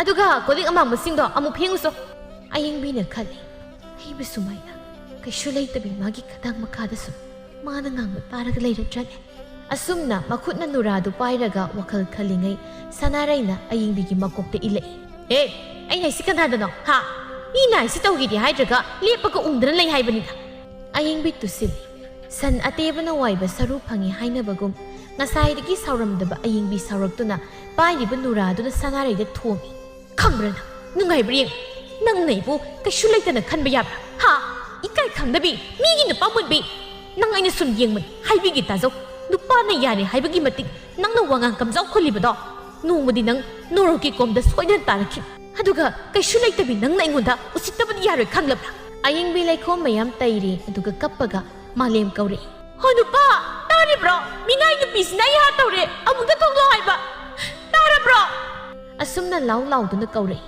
ꯃꯥꯅ ꯂꯥꯎ ꯂꯥꯎꯗꯨꯅ ꯀꯧꯔꯛꯄꯗꯨꯗ ꯂꯣꯏꯅ ꯆꯦꯟꯊꯣꯛꯅꯔꯛꯏ ꯑꯍꯜ ꯑꯅꯤꯗꯨꯁꯨ ꯑꯗꯨꯒ ꯃꯥꯂꯦꯝꯁꯨ ꯆꯦꯟꯊꯣꯔꯛꯏ ꯀꯩꯗꯧꯔꯦ ꯍꯥ ꯀꯩꯒꯤꯅꯣ ꯌꯦꯡꯉꯣ ꯂꯩꯈꯣꯝ ꯃꯌꯥꯝꯁꯦ ꯃꯁꯤꯒꯤ ꯅꯨꯄꯤꯁꯤꯅ ꯅꯨꯔꯥꯅ ꯊꯣꯝꯃꯤꯕ ꯃꯥꯂꯦꯝ ꯆꯪꯁꯤꯟꯗꯨꯅ ꯑꯌꯦꯡꯕꯤꯗ ꯈꯨꯄꯥꯛꯅ ꯊꯥꯏ ꯀꯔꯤꯒꯤꯅꯣ ꯅꯪꯅ ꯃꯤꯉꯣꯟꯗ ꯅꯨꯔꯥꯅ ꯊꯣꯝꯂꯤꯕꯗꯤ ꯍꯥ ꯅꯪ ꯌꯨꯝꯁꯤꯗ ꯀꯔꯤ ꯑꯣꯏꯔꯤꯒꯦ ꯌꯥꯝ ꯊꯨꯅ ꯃꯐꯝꯁꯤ ꯊꯥꯗꯣꯛꯇꯨꯅ ꯆꯠꯈꯤꯒꯗꯕꯅꯤ ꯆꯠꯈ꯭ꯔꯣ ꯍꯥꯏꯗꯨꯅ ꯍꯟꯅ ꯍꯟꯅ ꯍꯥꯏꯔ ꯐꯥꯎꯕ ꯍꯧꯖꯤꯛ ꯐꯥꯎꯕ ꯆꯠꯇꯕ ꯉꯝ ꯅꯪ ꯁꯤꯕꯨ ಮಿರೋಲ್ ꯈꯪꯗꯕ ꯁꯥꯔꯣ ꯑꯌꯦꯡꯕꯤ ꯋꯥꯗꯤ ꯈꯨꯝꯕ ꯉꯝꯖꯗ ꯍꯤꯛꯅ ꯍꯤꯛꯅ ꯀꯞꯄ ꯅꯠꯇꯅ ꯎꯄꯥꯏ ꯂꯩꯇꯦ ꯁꯥꯈꯤꯅ ꯆꯪꯁꯤꯟꯗꯨꯅ ꯃꯥꯂꯦꯝꯗ ꯑꯃꯨꯛ ꯐꯨꯏ ꯅꯪꯅ ꯍꯥꯏꯗꯨ ꯀꯅꯥꯗꯅꯣ ꯍꯥ ꯑꯃꯨꯛꯀ ꯍꯥꯏꯌꯨ ꯑꯩ ꯉꯁꯥꯏꯗꯒꯤ ꯇꯥꯒꯦ ꯍꯥꯏꯗꯅ ꯇꯥꯕꯅꯤ ꯅꯪ ꯃꯣꯏ ꯑꯅꯤꯅ ꯉꯁꯥꯏꯗꯒꯤ ꯉꯥꯡꯅꯔꯤꯕꯗꯨ ꯅꯪ ꯇꯥꯕ꯭ꯔꯥ ꯍꯥ ꯀꯅꯥꯅ ꯆꯨꯝꯃꯤ ꯀꯅꯥꯅ ꯂꯥꯜꯂꯤ ꯍꯥꯏꯕꯁꯨ ꯈꯪꯗꯅ ꯅꯪꯅ ꯏꯀꯥꯏ ꯈꯪꯗꯕꯤꯁꯤꯒꯤ ꯃꯤꯆꯪ ꯆꯪꯗꯨꯅ ꯏꯃꯧꯕꯨ ꯍꯦꯛꯇ ꯐꯨꯕ ꯌꯥꯕ꯭ꯔꯣ ꯃꯥ ꯐꯅꯣꯏꯗꯨꯅꯁꯨ ꯃꯤꯉꯣꯟꯗꯕꯨ ꯅꯨꯔꯥꯅ ꯊꯥꯕ ꯌꯥꯕ꯭ꯔꯣ ꯇꯥꯅꯤꯡꯗꯦ ꯂꯥꯡꯒꯅꯨ ꯅꯇꯨ ꯏꯀꯥꯏ ꯈꯪꯗꯕꯤꯁꯤꯅꯗꯤ ꯃꯤꯕꯨ ꯏꯟꯊꯨꯕ ꯌꯥꯕ꯭ꯔꯣ ꯍꯥ ꯇꯧꯅꯨꯀꯣ ꯑꯩ ꯋꯥꯁꯤ ꯉꯥꯡꯉꯔꯣꯏ ꯍꯥꯏꯗꯅ ꯉꯥꯡꯗꯕꯅꯤ ꯀꯣ ꯅꯪ ꯈꯔꯗꯤ ꯍꯦꯃꯜꯂꯕꯅꯤ ꯑꯁꯨꯝꯅ ꯅꯨꯃꯤꯠꯇꯨꯃ ꯍꯧꯈꯤ ꯃꯅꯤ ꯍꯧꯖꯤꯛ ꯐꯥꯎꯕ ꯋꯥ ꯉꯥꯡꯗ꯭ꯔꯤ ꯃꯊꯪꯒꯤ ꯅꯨꯃꯤꯠꯅꯤ ꯅꯨꯃꯤꯗꯥꯡꯒꯤ ꯆꯥꯛ ꯑꯌꯦꯡꯕꯤꯅ ꯊꯣꯡꯉꯤ ꯊꯣꯡꯕ ꯂꯣꯏꯔꯕ ꯃꯇꯨꯡꯗ ꯃꯅꯦ ꯃꯀꯨꯕꯨ ꯆꯥꯛ ꯆꯥꯁꯤ ꯍꯥꯏꯅ ꯀꯧꯕ ꯆꯠꯂꯤꯉꯩꯗ ꯁꯅꯥꯔꯩꯅ ꯂꯣꯟꯅ ꯆꯪꯁꯤꯟꯗꯨꯅ ꯏꯟꯁꯥꯡꯗꯨꯗ ꯃꯣꯔꯣꯛ ꯃꯌꯥꯝ ꯑꯃ ꯍꯥꯞꯆꯤꯜꯂꯝꯃꯤ ꯃꯌꯥꯝ ꯆꯥꯛ ꯆꯥꯁꯤ ꯍꯥꯏꯗꯨꯅ ꯏꯀꯣꯏ ꯀꯣꯏꯅ ꯐꯝꯂꯒ ꯆꯥꯛ ꯆꯥꯔꯝꯃꯤ ꯃꯅꯦꯅ ꯀꯔꯤꯅꯣꯅꯦ ꯏꯟꯁꯥꯡꯁꯤꯕꯨ ꯃꯣꯔꯣꯛꯅ ꯆꯥꯕ ꯉꯝꯗ꯭ꯔꯦꯅꯦ ꯀꯔꯝꯍꯥꯏꯅ ꯇꯧꯔꯤꯕꯅꯣ ꯁꯤꯕꯨ ꯃꯣꯔꯣꯛꯄꯨ ꯁꯨꯛ ꯌꯥꯝꯅ ꯊꯥꯛꯂꯤꯕꯁꯤ ꯀꯔꯤꯒꯤꯅꯣ ꯃꯣꯏ ꯂꯣꯏꯅ ꯃꯣꯔꯣꯛꯅ ꯆꯥꯕ ꯉꯝꯅꯗ꯭ꯔꯤ ꯁꯅꯥꯔꯩꯅ ꯍꯥꯏꯔꯛꯏ ꯀꯔꯤꯅꯣ ꯅꯪꯒꯤꯁꯦ ꯇꯧꯒꯦ ꯍꯥꯏꯗꯅ ꯇꯧꯔꯤꯔꯥ ꯍꯥ ꯑꯩꯈꯣꯏꯁꯤ ꯂꯣꯏꯅ ꯍꯥꯠꯂꯒꯦ ꯍꯥꯏꯅ ꯇꯧꯔꯤꯔꯣ ꯑꯩꯗꯤ ꯃꯣꯔꯣꯛ ꯌꯥꯝꯅ ꯊꯥꯛꯇꯦꯅ ꯀꯩꯅꯣ ꯍꯥꯏꯁꯤꯕꯣ ꯑꯌꯦꯡꯕꯤ ꯄꯨꯡꯉꯛ ꯉꯛꯂꯝꯃꯤ ꯃꯥꯂꯦꯝꯅ ꯍꯩ ꯅꯪꯅ ꯇꯧꯔꯤꯁꯤ ꯀꯩ ꯍꯥ ꯅꯪ ꯁꯨꯃꯥꯏꯅ ꯀꯟꯅ ꯇꯧ ꯍꯥꯏꯒꯦ ꯑꯩꯈꯣꯏꯕꯨ ꯍꯥꯠꯀꯦ ꯇꯧꯕ ꯅꯠꯇ꯭ꯔꯣ ꯍꯧꯖꯤꯛꯃꯨꯛ ꯅꯪ ꯅꯄꯥꯝ ꯆꯠꯈ꯭ꯔꯣ ꯆꯠꯂꯨꯅ ꯁꯅꯥꯔꯩꯅ ꯏꯃꯥ ꯕꯥꯕꯥ ꯃꯥꯒꯤꯁꯦ ꯇꯧꯒꯦ ꯌꯥꯎꯅ ꯇꯧꯔꯤꯕꯅꯤ ꯃꯁꯦ ꯇꯥꯟꯊꯣꯛꯈꯤꯕꯅ ꯐꯩ ꯅꯠꯇ꯭ꯔꯕꯗꯤ ꯅꯣꯡꯃꯗꯤ ꯑꯩꯈꯣꯏ ꯁꯣꯏꯗꯅ ꯃꯥꯒꯤ ꯃꯈꯨꯠꯇ ꯁꯤꯕ ꯁꯣꯏꯔꯣꯏ ꯑꯌꯦꯡꯕꯤ ꯀꯞꯆꯕ ꯅꯠꯇꯅ ꯎꯄꯥꯏ ꯂꯩꯇꯦ ꯃꯥꯒꯤꯅꯤ ꯍꯥꯏꯕꯗ ꯀꯅꯥꯁꯨ ꯂꯩꯈꯤꯗ꯭ꯔꯦ ꯁꯥꯈꯤꯅ ꯉꯥꯏꯈꯣ ꯑꯌꯦꯡꯕꯤ ꯀꯔꯝꯍꯥꯏꯅ ꯇꯧꯔꯤꯅꯣ ꯍꯥ ꯅꯪꯕꯨ ꯀꯔꯤꯒꯤ ꯃꯣꯔꯣꯛꯁꯦ ꯃꯌꯥꯝ ꯊꯥꯛꯂꯤꯕꯅꯣ ꯑꯌꯦꯡꯕꯤ ꯈꯣꯟꯖꯦꯜ ꯅꯤꯛꯅ ꯏꯃꯥ ꯑꯩꯗꯤ ꯑꯁꯦꯡꯕ ꯊꯥꯛꯇꯕꯅꯤ ꯑꯩ ꯄꯨꯡꯉꯛ ꯉꯛꯈ꯭ꯔꯦ ꯀꯔꯤꯅꯣ ꯇꯧꯔꯝꯂꯤꯕꯁꯦ ꯑꯩ ꯒ꯭ꯌꯥꯟ ꯇꯥꯗ꯭ꯔꯦ ꯃꯥꯂꯦꯝꯅ ꯑꯗꯨ ꯑꯗꯥ ꯈꯪꯗꯦ ꯍꯧꯖꯤꯛꯃꯛ ꯅꯄꯥꯝꯅ ꯆꯠꯈꯤꯒꯗꯕꯅꯤ ꯅꯠꯇ꯭ꯔꯕꯗꯤ ꯅꯇꯩ ꯀꯌꯥ ꯆꯥꯔꯣꯏ ꯁꯣꯝꯗꯅ ꯁꯅꯥꯔꯩ ꯇꯨꯃꯤꯟꯅ ꯅꯣꯛꯆꯩ ꯋꯥꯈꯜꯗ ꯈꯜꯂꯤ ꯈꯪꯕ꯭ꯔꯅ ꯀꯌꯥꯝ ꯀꯨꯏꯅ ꯂꯩꯕ ꯉꯝꯕꯅꯣ ꯍꯥꯏꯕꯗꯣ ꯌꯦꯡꯕ ꯇꯥꯔꯦꯗꯅ ꯃꯌꯥꯝ ꯆꯥꯛꯇꯣ ꯑꯃꯠꯇ ꯆꯥꯅꯗ꯭ꯔꯦ ꯑꯌꯦꯡꯕꯤ ꯀꯥꯗ ꯆꯪꯂꯒ ꯀꯞꯇꯨꯅ ꯈꯥꯡꯖꯩ ꯑꯗꯨꯕꯨ ꯁꯥꯈꯤꯗꯤ ꯁꯅꯥꯔꯩꯗ ꯁꯤꯡꯅꯕꯗꯤ ꯐꯥꯎꯏ ꯁꯥꯈꯤ ꯑꯌꯦꯡꯕꯤꯒꯤ ꯃꯅꯥꯛꯇ ꯆꯪꯂꯛꯏ ꯏꯃꯥꯒꯤ ꯑꯌꯦꯡꯕꯤ ꯀꯞꯀꯅꯨꯁꯦ ꯁꯣꯏꯈ꯭ꯔꯕꯗꯤ ꯁꯣꯏꯈ꯭ꯔꯦꯗꯅ ꯁꯣꯏꯗꯕ ꯉꯝꯕ ꯃꯤꯕꯨ ꯀꯅꯥꯕꯨ ꯂꯩꯕꯒꯦ ꯏꯃꯥ ꯑꯩ ꯇꯧꯗꯕ ꯑꯁꯦꯡꯕꯅꯤ ꯑꯩꯗꯤ ꯉꯁꯤꯒꯤ ꯊꯧꯗꯣꯛꯁꯦ ꯆꯤꯡꯅꯕ ꯄꯣꯛꯏ ꯏꯃꯥꯁꯨ ꯆꯤꯡꯅꯩ ꯑꯗꯨꯕꯨ ꯃꯤꯠꯃꯛꯅ ꯍꯦꯛ ꯎꯍꯧꯕ ꯅꯠꯇꯕꯅꯤꯅ ꯇꯨꯃꯤꯟꯅ ꯂꯩꯕꯒꯤ ꯋꯥꯅꯤ ꯌꯥꯔꯦ ꯀꯞꯄꯅꯨꯁꯦ ꯅꯪꯒꯤꯗꯃꯛ ꯏꯃꯥ ꯂꯩꯔꯤꯁꯤꯗꯤ ꯏꯃꯥ ꯑꯩ ꯌꯨꯝꯗ ꯆꯠꯆꯈ꯭ꯔꯒꯦ ꯑꯩ ꯃꯐꯝꯁꯦ ꯂꯩꯕꯗ ꯃꯇꯤꯛ ꯆꯥꯗ꯭ꯔꯦ ꯀꯔꯤꯒꯤ ꯆꯠꯇꯣꯏꯕ ꯍꯥ ꯆꯠꯀꯗꯕꯗꯤ ꯃꯤꯅꯥꯏ ꯅꯨꯄꯤꯁꯤꯅꯤ ꯅꯪꯗꯤ ꯌꯨꯝꯁꯤꯒꯤ ꯑꯁꯦꯡꯕ ꯌꯨꯝꯕꯨꯔꯦꯝꯕꯤꯅꯤ ꯑꯁꯨꯝꯅ ꯑꯌꯦꯡꯕꯤ ꯆꯠꯂꯅꯤ ꯍꯥꯏꯗꯅ ꯃꯄꯣꯠ ꯃꯆꯩ ꯂꯣꯏꯁꯤꯟꯕ ꯍꯧꯔꯛꯏ ꯑꯗꯨꯕꯨ ꯁꯥꯈꯤꯅ ꯀꯟꯅ ꯈꯥꯝꯖꯩ ꯁꯣꯝꯗꯅ ꯁꯅꯥꯔꯩꯅ ꯃꯇꯣꯝꯇ ꯈꯜꯂꯤ ꯈꯪꯕ꯭ꯔꯅ ꯀꯌꯥꯝ ꯀꯨꯏꯅ ꯌꯨꯝꯁꯦ ꯂꯩꯕ ꯉꯝꯕꯒꯦ ꯍꯥꯏꯕꯗꯣ ꯌꯦꯡꯒꯦ ꯑꯁꯨꯝꯅ ꯅꯣꯡꯃ ꯅꯤꯅꯤ ꯍꯧꯈ꯭ꯔꯦ ꯁꯅꯥꯔꯩꯅ ꯃꯥꯒꯤ ꯁꯅꯥꯗꯨ ꯂꯣꯠꯁꯤꯜꯂꯤ ꯑꯗꯨꯒ ꯏꯔꯥꯡ ꯍꯧꯔꯛꯂꯝꯃꯤ ꯅꯨꯄꯥ ꯇꯥꯕ꯭ꯔꯣ ꯑꯝꯇ ꯊꯣꯛꯂꯛꯑꯣ ꯀꯩꯗꯧꯔꯦ ꯍꯥ ꯀ꯭ꯋꯥꯛꯇꯧꯅ ꯄꯪꯂꯥꯎꯗ ꯂꯥꯎꯔꯤꯗꯨꯕꯣ ꯑꯩꯒꯤ ꯁꯅꯥꯗꯣ ꯃꯐꯝ ꯈꯪꯗꯅ ꯃꯥꯡꯈ꯭ꯔꯦ ꯍꯥꯏꯕ ꯁꯤꯗ ꯊꯝꯂꯝꯕꯅꯤ ꯑꯗꯨꯕꯨ ꯂꯩꯔꯝꯗ꯭ꯔꯦ ꯅꯪ ꯀꯔꯥꯏ ꯆꯠꯂꯨꯒꯦ ꯑꯃꯨꯛꯇ ꯃꯨꯟꯅ ꯌꯦꯡꯉꯨꯗꯅ ꯌꯦꯡꯕ ꯌꯥꯕ ꯊꯤꯕ ꯌꯥꯕ ꯊꯤꯔꯕꯅꯤ ꯂꯩꯇ꯭ꯔꯦ ꯑꯩ ꯏꯁꯤꯡ ꯁꯣꯛꯄ ꯆꯠꯂꯨꯔꯕꯅꯤ ꯑꯗꯨꯕꯨ ꯍꯜꯂꯛꯄꯗ ꯂꯩꯔꯝꯗ꯭ꯔꯦ Sigi minay na business so ino huralan amuk tangsi. Malem, hey, ayingbi. Nang sidagi sana law. Ayingbi pungangagri. Kay no hay birisibo, ay di kay daw bagi sana law doy ay kang. Sana rin. Kari, nang nalaw drati kana law doy ba? Ha? Yam to na putoro he. He huran bi. Nang sana do yam to na putoro hay sini. Natrabdi nang kaya zugot jaro. Ino, kay no nang nahay do. Ay di law do ba siyang man. Nangi kasida ay nungmuta sangde ko. Malem, kari, nang nalaw drati yung sida kanata law ninga lig yam to na putoro. Ayingbi kapi. Kay no hay birisibo, ay isu sana dum lay. Karigi, migi sana ay nalaw doy. Nasintigan huran bi. Nang nahana ay nisatruay ba na tro. Karigi no, nang nasukiyam na anam kalibase. Ha, hujumong sakrusa. Asiyay do na malem na ayingbi da kupak na tarami. Ay mo na puraga, nang pila ba na tro. Puo. Tang na mo pila ni hayrat ay nang ginakot na siraba sukay-sukay mga ginupagi makot na sibadi jak na sargar kay hay na ba is kari ginupa ha kana ginupa nang kana ay kang chalo di sa asum na malem na aying bibo lagto na ilagpada aying bi up na tan aying bi kapjaba na tanaw pay layti saki na thoklagto na aying bibo hugat piri kay no tawris ha kari gino ma madu huran bi kari huran li ba ha Sanaregi sana manu hurali bani. Aying biya, hay si sumra. Iba, isa lagi. Ngay ko niya, nang satpayar. Hay si sumra hayo imada. Aying bi kap na karimata kumlamda na satkre. Saki na kamba si yakidre, somda na sanare na matum tahay say. Kalang pili, kangra nang. Ngamlaga kango da na. Satro, iningtam na ay lay sa huragi. Nungay hausikti. Kakpay siklamba, lagtok pagat sabit man. Why sangli? Asumna, sanaregi kuzin taurangda ayingbi mapam yaukri. Saki ningamdana lehawi. Sanaray maginupa na yarabani haibagi matik tawningbada tawba hauray. Tabak suni khangde mani makugi seba tawgani khangde. Tumba sogut kani khangde. Noma ayuk ama saki ni isaw lang laduna. Nati asibu mauni haidana kari kana dawrige ba. Ha, hausik hawba hawgatri malen. Luoyde hayayde ko. Numina wato lom labasi phawba hawgatri ba mausibu kari e phabu oigadage hai sanarai lei satabi sanarai hausik phawba phamungda kaidorige ha yam thuna tholau asibu nupi ne na aigi isa nupa sina pamlabani haidana laurak libne ba ayeng bina leiringai dadi ngasaina lamtu taidana ngasaina sa thaklabane basi aduga masigi sanarai haisina hausik phawba hawgatri kaya da khenari banoba Sanaray magok maru ipap haraduna hakang wawa saladuna thuraklaga tingli yangli theklaga. Kaino imana lekai tana mo laurisibo. Hey, kariya. Lekai tana ba laubai di kariya. Ha. Hausik numisi karayo riyengo namito. Madubu mawa magilit salo. Ha.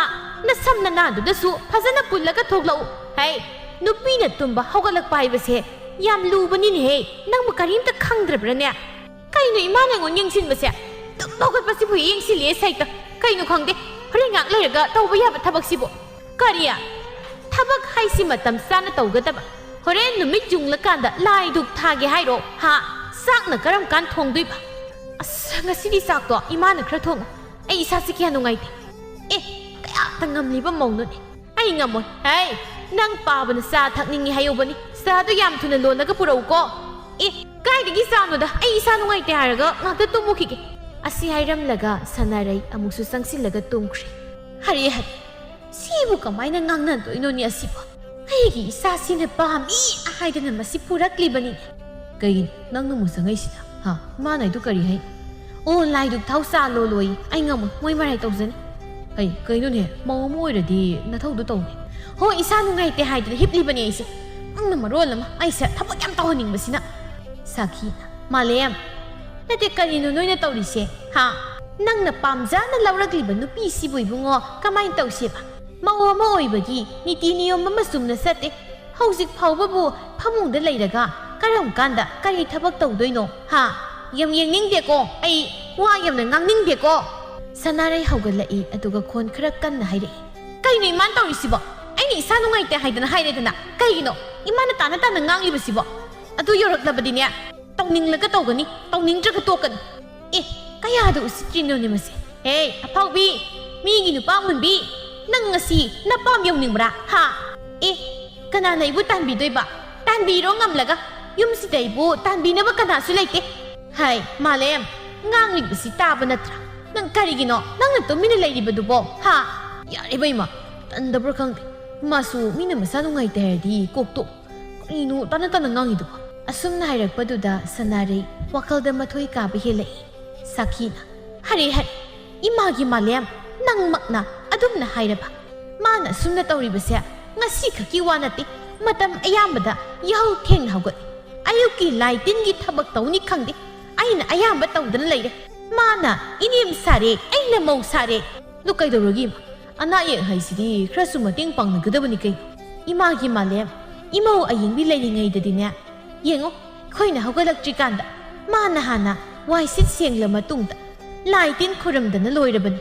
ꯀꯣ ꯑꯗꯨꯒ ꯆꯥ ꯂꯣꯜꯂꯒ ꯄꯨꯔꯛꯂꯅꯤ ꯑꯗꯨꯒ ꯆꯥꯛꯁꯨ ꯉꯟꯇꯥ ꯆꯥꯔꯤ ꯏꯃꯥ ꯕꯥꯕꯥ ꯀꯔꯤ ꯏꯟꯁꯥꯡ ꯊꯣꯡꯉꯨꯒꯦ ꯍꯥꯏꯗꯅ ꯍꯪꯂꯤꯕ ꯑꯗꯨꯒ ꯆꯥꯛ ꯆꯥꯕ ꯂꯣꯏꯔꯦ ꯇꯨꯃꯤꯟꯅ ꯂꯩꯇꯦ ꯀꯔꯤꯅꯣ ꯏꯪꯈꯣꯜꯁꯤꯗ ꯇꯧꯕ ꯌꯥꯕ ꯊꯕꯛ ꯇꯧꯁꯤꯜꯂꯤ ꯉꯥꯏꯍꯥꯛꯇ ꯇꯨꯃꯤꯟꯅ ꯂꯩꯇꯦ ꯍꯥꯏꯕ ꯑꯗꯨꯒ ꯅꯪꯒꯤ ꯂꯩ ꯁꯥꯠꯇꯕꯤ ꯁꯥꯟꯅꯔꯩꯁꯤꯗꯤ ꯑꯗꯨꯒꯨꯝꯕꯗꯣ ꯀꯔꯤꯝꯇ ꯌꯥꯎꯗꯦ ꯍꯥꯏꯕꯅꯤ ꯁꯤꯕꯨ ꯀꯔꯝꯕ ꯃꯧꯅꯣ ꯑꯩꯕꯨ ꯂꯩ ꯁꯥꯠꯇꯕꯤ ꯁꯥꯟꯅꯔꯩ ꯀꯥꯏꯅ ꯍꯣ ꯅꯃꯧ ꯑꯐꯕꯤꯗꯨꯕꯨ ꯑꯣꯏꯅ ꯂꯩꯕꯤꯔꯨꯔꯣ ꯑꯩꯈꯣꯏꯗꯤ ꯉꯝꯖꯗ꯭ꯔꯦ ꯍꯩ ꯇꯧꯉꯝꯕꯤ ꯅꯪ ꯉꯁꯤ ꯅꯆꯤꯟꯗꯨ ꯊꯨꯒꯥꯏꯅꯤꯀꯣ ꯅꯪ ꯍꯣ ꯉꯝꯂꯒ ꯊꯨꯒꯥꯏꯕꯤꯔꯨ ꯂꯥꯛꯑꯣ ꯃꯁꯤ ꯌꯥꯝ ꯎꯁꯤꯠꯇꯦꯗ ꯃꯁꯦ ꯑꯁꯨꯝꯅ ꯁꯥꯈꯤꯅ ꯁꯅꯥꯔꯩꯕꯨ ꯐꯨꯒꯦ ꯍꯥꯏꯅ ꯆꯪꯂꯛꯏ ꯁꯅꯥꯔꯩꯅ ꯑꯩꯕꯨ ꯐꯨꯒꯦ ꯇꯧꯔꯗꯤ ꯅꯪ ꯑꯁꯤ ꯍꯥꯏꯗꯨꯅ ꯁꯅꯥꯔꯩꯅ ꯁꯥꯈꯤꯒꯤ ꯃꯁꯝ ꯐꯣꯏꯔꯝꯃꯤ ꯑꯣ ꯏꯃꯥ ꯑꯩ ꯁꯤꯔꯦ ꯑꯐꯥꯎꯕꯤ ꯅꯥꯏꯅꯦ ꯊꯥꯗꯣꯛꯎꯅꯦ ꯃꯥꯂꯦꯝ ꯌꯦꯡꯕꯗ ꯅꯨꯡꯉꯥꯏꯔꯛꯇ꯭ꯔ ꯃꯥꯜꯂꯦ ꯑꯩ ꯁꯅꯥꯔꯩ ꯀꯩꯅꯣ ꯅꯪ ꯇꯧꯔꯤꯗꯣ ꯍꯥ ꯌꯥꯔꯦꯗꯣ ꯅꯪ ꯁꯤꯗꯤ ꯃꯑꯣꯡ ꯑꯃꯅꯤꯅꯦ ꯑꯁꯨꯝꯅ ꯃꯥꯂꯦꯝꯅ ꯁꯅꯥꯔꯩꯕꯨ ꯈꯥꯝꯖꯤꯜꯂꯤ ꯁꯅꯥꯔꯩ ꯍꯟꯕ ꯂꯩꯇꯦ ꯃꯆꯤꯟꯗꯨ ꯄꯦꯗ꯭ꯔꯦꯛ ꯀꯥꯞꯄꯤ ꯅꯣꯏ ꯅꯃꯥꯁꯤꯅ ꯑꯩꯒꯤ ꯆꯤꯟ ꯊꯨꯒꯥꯏꯅꯤ ꯍꯥꯏꯁꯤꯗꯤ ꯅꯪꯅ ꯀꯔꯤ ꯍꯥꯏꯒꯦ ꯁꯥꯈꯤ ꯁꯅꯥꯔꯩꯅ ꯃꯁꯝ ꯐꯣꯏꯈꯤꯕꯒꯤ ꯅꯥꯔꯗꯨꯅ ꯏꯃꯥꯒꯤ ꯃꯥꯂꯦꯝ ꯅꯪ ꯌꯦꯡꯕ ꯅꯨꯡꯉꯥꯏꯕ ꯅꯠꯇ꯭ꯔꯥ ꯅꯪꯕꯨ ꯏꯆꯥ ꯑꯣꯏꯅ ꯐꯪꯖꯔꯨꯕꯒꯤ ꯃꯍꯩꯅꯤꯅꯦ ꯉꯁꯤ ꯏꯃꯥꯅ ꯆꯩꯅꯥ ꯐꯪꯂꯤꯕꯁꯦ ꯁꯤ ꯍꯥꯏꯔꯝꯂꯒ ꯁꯥꯈꯤ ꯀꯞꯅ ꯆꯠꯈ꯭ꯔꯦ ꯃꯥꯂꯦꯝꯅ ꯅꯨꯄꯤ ꯀꯩꯅꯣ ꯅꯪꯅ ꯇꯧꯔꯤꯁꯦ ꯍꯥ ꯅꯪ ꯈꯔꯗꯤ ꯍꯦꯜꯂꯤꯀꯣ ꯏꯃꯥꯗ ꯑꯗꯨꯃꯥꯏꯅ ꯇꯧꯒꯅꯨ ꯐꯠꯇꯦꯀꯣ ꯀꯩꯅꯣ ꯅꯃꯥꯅ ꯑꯩꯕꯨ ꯐꯨꯅꯤ ꯍꯥꯏꯗꯅ ꯆꯪꯂꯛꯄꯗꯨꯗꯤ ꯅꯪ ꯀꯔꯤꯝꯇ ꯍꯥꯏꯗ꯭ꯔꯒ ꯌꯥꯔꯦ ꯇꯣ ꯁꯅꯥꯔꯩ ꯃꯆꯤꯟꯗꯨ ꯁꯨꯛꯂꯦꯞ ꯂꯦꯞꯇꯦ ꯉꯥꯡꯕ ꯑꯗꯨꯒ ꯉꯥꯡꯅ ꯃꯅꯤꯡꯂꯣꯝꯗ ꯆꯪꯈ꯭ꯔꯦ ꯃꯥꯂꯦꯝꯅ ꯃꯥꯅ ꯊꯝꯂꯝꯕ ꯁꯦꯜꯗꯨ ꯂꯧꯊꯣꯛꯀꯦ ꯍꯥꯏꯗꯅ ꯇꯧꯕꯗ ꯁꯦꯜꯗꯨ ꯂꯩꯔꯝꯗ꯭ꯔꯦ ꯀꯗꯥꯏꯗ ꯂꯩꯈ꯭ꯔꯕꯅꯣ ꯍꯥꯏꯗꯅ ꯁꯦꯠꯇꯅ ꯐꯥꯛꯇꯅ ꯊꯤꯔꯛꯄꯗ ꯃꯥꯒꯤ ꯁꯦꯜꯗꯨꯒ ꯃꯥꯡꯈ꯭ꯔꯦ ꯍꯥꯏꯈꯤꯕ ꯁꯅꯥꯔꯩꯒꯤ ꯁꯅꯥꯗꯨꯒ ꯄꯨꯟꯅ ꯁꯅꯥꯔꯩꯒꯤ ꯎꯄꯨꯗ ꯊꯝꯂꯤꯕ ꯐꯤ ꯃꯔꯛꯇꯨꯗ ꯂꯩꯔꯝꯃꯤ ꯃꯥꯂꯦꯝꯅ ꯈꯜꯂꯤ ꯑꯣ ꯑꯩꯅ ꯉꯁꯥꯏꯗꯒꯤ ꯁꯦꯜ ꯃꯥꯡꯉꯤ ꯍꯥꯏꯗꯅ ꯊꯤꯔꯤꯁꯤꯗꯤ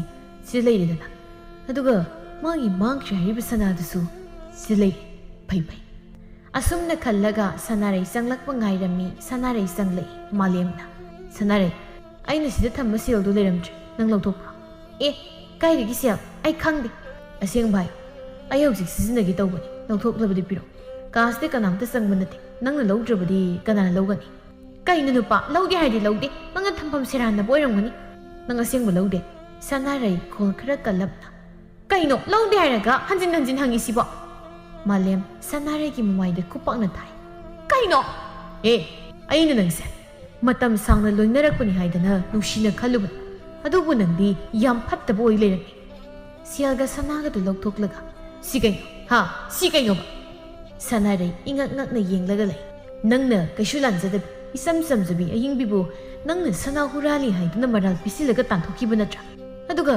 ꯁꯅꯥꯅ ꯅꯪ ꯂꯣꯠꯁꯤꯜꯂꯒ ꯊꯝꯕ ꯑꯗꯨꯒ ꯑꯃꯨꯛꯁꯨ ꯑꯩꯅ ꯊꯝꯕ ꯁꯦꯜ ꯃꯌꯥꯝꯗꯨꯁꯨ ꯅꯪꯅ ꯂꯣꯠꯁꯤꯜꯂꯒ ꯂꯧꯗꯦ ꯍꯥꯏ ꯍꯨꯔꯥꯟꯕꯤ ꯅꯪ ꯍꯧꯖꯤꯛꯃꯛ ꯅꯄꯥꯝꯅ ꯆꯠꯈꯤꯕꯅ ꯅꯪꯒꯤ ꯌꯥꯏꯐꯕ ꯑꯣꯏꯒꯅꯤ ꯑꯁꯨꯝꯅ ꯃꯥꯂꯦꯝꯅ ꯍꯟꯅ ꯐꯨꯔꯛꯄꯗ ꯁꯅꯥꯔꯩ ꯈꯥꯡꯕ ꯉꯝꯗ꯭ꯔꯗꯨꯅ ꯃꯄꯥꯟꯗ ꯆꯦꯟꯊꯣꯔꯛꯏ ꯃꯅꯤꯅ ꯀꯩꯗꯧꯅꯔꯒꯦꯅꯦ ꯁꯅꯥꯔꯩꯁꯤꯕꯨ ꯅꯣꯡ ꯅꯨꯡꯁꯤꯠ ꯂꯥꯛꯄ꯭ꯔꯥ ꯀꯔꯤꯅꯣ ꯁꯨꯃꯥꯡꯗ ꯀꯞꯂꯒ ꯆꯦꯟꯊꯣꯔꯛꯏꯁꯤꯅ ꯕꯥꯕꯥ ꯃꯗꯨꯒꯤ ꯅꯨꯄꯤꯗꯣ ꯍꯨꯔꯥꯟꯕꯅꯤ ꯃꯗꯨ ꯍꯥꯟꯅ ꯍꯥꯠꯂꯒꯦ ꯑꯩꯁꯦ ꯏꯪꯅ ꯆꯤꯛꯅ ꯂꯩꯔꯒꯦ ꯃꯥ ꯍꯥꯠꯂꯒ ꯉꯥꯏꯈꯣꯅꯦ ꯅꯪ ꯃꯤꯒꯤ ꯃꯆꯥꯁꯤ ꯍꯥꯠꯂꯨꯔꯕꯗꯤ ꯅꯪ ꯑꯋꯥꯐꯝꯗ ꯇꯥꯒꯅꯤꯅꯦ ꯅꯠꯇꯦ ꯀꯩꯗꯧꯔꯝꯂꯒꯦ ꯕꯥꯕꯥ ꯑꯩꯒꯤ ꯁꯦꯜ ꯃꯌꯥꯝ ꯑꯃ ꯊꯤꯕ ꯈꯪꯗ꯭ꯔꯦ ꯂꯧꯕ꯭ꯔꯥ ꯍꯪꯉꯤ ꯂꯧꯗꯦ ꯍꯥꯏ ꯑꯗꯨꯒ ꯑꯩꯅ ꯀꯣꯏꯊꯤ ꯊꯤꯕꯗꯅ ꯃꯥꯒꯤ ꯎꯄꯨ ꯃꯅꯨꯡꯗ ꯂꯩꯔꯝꯃꯤ ꯑꯗꯨꯒ ꯃꯥꯒꯤ ꯁꯅꯥ ꯃꯥꯡꯉꯦ ꯍꯥꯏꯗꯅ ꯇꯧꯈꯤꯕꯗꯨꯁꯨ ꯃꯥꯅ ꯁꯅꯥꯗꯣ ꯂꯣꯠꯁꯤꯜꯂꯒ ꯑꯌꯤꯡꯕꯤꯗ ꯕꯗꯅꯥꯝ ꯄꯤꯕ ꯑꯣꯏꯔꯝꯃꯤ ꯃꯁꯤ ꯌꯥꯝ ꯐꯠꯇꯕ ꯃꯤ ꯃꯥ ꯌꯨꯝꯁꯤ ꯂꯩꯕ ꯁꯨꯛꯌꯥ ꯌꯥꯔꯣꯏ ꯉꯥꯏꯈꯣ ꯁꯅꯥꯔꯩ ꯍꯥꯏꯔꯤꯕꯁꯤ ꯆꯨꯝꯕ꯭ꯔꯥ nasana yazarabro. Sanaray kapladuna. Baba, ay yam lankre. Achambani mana haibase. Ay nasiyagdusu, ipamda pigi haiduna losinbani. Aduga sanadusu, ahing bipu tathok payana bahaidana, ay namaral isinbani. Adudasu nate, insang na morog thakpadusu, hina mano ujikanda, ay nathaksinbani. Ay na yung bitan ko kraga, itong nalaling badagi tau kibangagtani, ay mangagpayo papa, ay amok hana tau jarano. Malim, ngakpiba. Nangbu ngakpibadi napunsida khalud. Kaisu mara laizadabi, ing tapsabi aying bibu, ay nagirairaga, nangbu na pamzana lawkib. Ayna, nang natawba tabag pumalali kang na kupsindura tamnagba. Hausikti nangi matam loy. Sakrosat, nasakto yinging. Manina. Naton sabi layrangbu, pazade kana nathayramnaga, sanaray ni hina pazay khalub. Hausikti, sanaray na yubada sayna pangli natra. Sid, ibagi mo Landaba mida lalurabadi, nang isu hausik matam lakledana. Phakraba imaw aying bido, nang namdana tanthokib. Natro, Baba, ay landri. Ay wakal onari, hausik mag, aying bida lali haizarugani. Sakina, Hai, sanaray ni hili ni pazaba, naton sabi to na kaidaw na doino. Ima, ay bu amukhan kayo bibiran. Asigumba, saadagi suihena tuwan manupisiga layminagadabagi saruk, aying bigamikup amatang moirabasu, ay layminazagi. Sanaray, amada muksang, amada muklale hai, amada muksang lale hai zabada, kanamta na karimta hayratri, adubu saki na hayray. Hai, ay di kang di hai, nupa niya di kari upay lay, aying bisu, nupa niya dabay satkrido. Asum na sanaray upay lay tana, kapla do na satkri, maawa kambi na ba kana sulay kijri. Malim, aying bigi na lai, aying bigi mamat haruna. Nang disida kay daw wala iba, ha? Isabu kari maral, bigay daw watli bagay, ha? Malim kurumlaga, ima, ay bungakpi. Ayam lankri. Aying bibu, ay nalana kaluri. Aying bigi mapam na maiti. Nanggi pao ay loy na tay. Isasi, nanggi nanakta amuk taning nang sat. Nang na, nupibu kay sulay ta nagkanbado, mihetay da yarabaso, ay di yate. Hoy, ay matam kara aran malabida sa luri. Adubo hausik ay amuk hana aying bibu otlaru. Mahampuzakrake. Nanggi nupi sanaray layidudi, aduga kariki isabu lawu laklibano. Ima, huran bido ay natanthokra. Pumnamag pagi khuzin thaurang oiram. Aduna ima, ay hanna haizari, aying bibu bibi.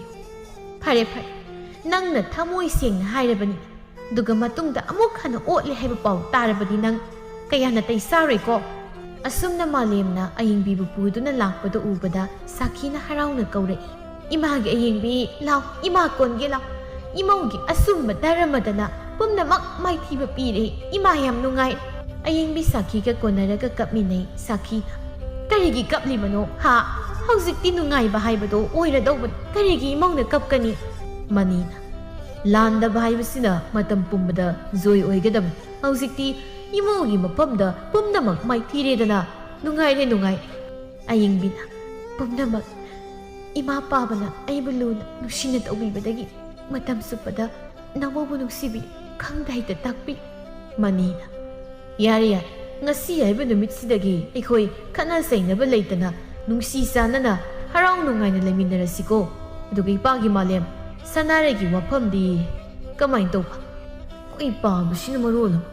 Sakina, way mapa, ikoy ging kola sida, sanaray amuk hana taragum siko.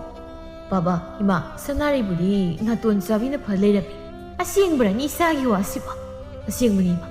Sanaray lay budi, pazay hay babu, hubada niyom sum na hugdip.